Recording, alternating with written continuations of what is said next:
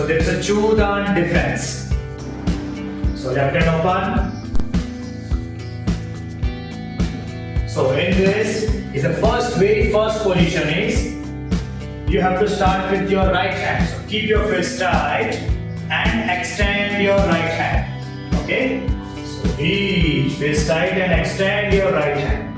This is the first position. Now technique number 2 is while this hand will come down, this hand you have to take back.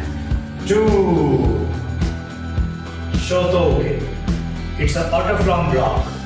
Okay, so now we go with the same next hand. For that, you have to extend the same hand and lift another hand upward. Each 1. It's the first position. 2. Down.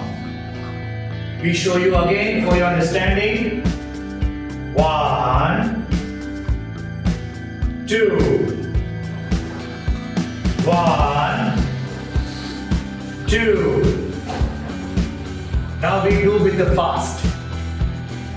In a 1 count, we do the 2 techniques together. Ich, ni, san, shi, go, ru.